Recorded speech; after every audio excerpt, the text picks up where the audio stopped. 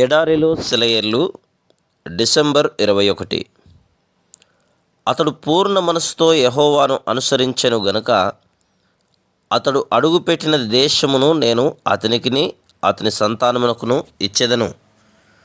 ద్వితీయోపదేశకాండము 1:36.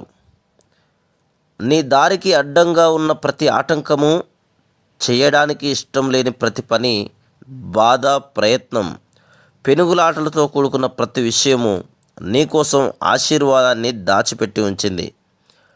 ఆ పనిని చెయ్యకపోవడం ఆ దీవెనలను వదులుకున్నట్టే.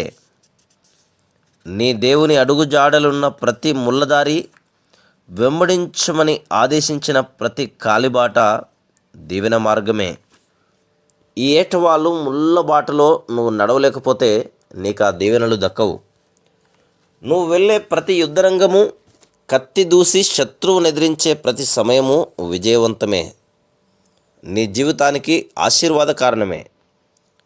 నీవు ఎత్తవలసి వచ్చిన ప్రతి బరువులోనూ దానికి తగిన బలాన్నిచ్చే గుణం ఉంది. కెరటాలు ఎగిరి పడుతున్నాయి. పొగమంచు కమ్ముకొస్తోంది. ఆకాశంలో వెలుగు హరించుకుపోయింది. ఒక్కడినే ఏమీ చేయలేను. ఇద్దరం కలిస్తే సాధిస్తాము, యేసు నేను. పిరికివాణ్ణి, దారి తప్పిన బలహీనుణ్ణి, రంగులు మారే ఆకాశంతో మారిపోయేవాణ్ణి. ఈరోజు ఉత్సాహంగా, రేపు నిస్త్రాణగా. ఆయనైతే పట్టు వదలడు. ఇద్దరం కలిస్తే గెలుస్తాము, యేసు నేను.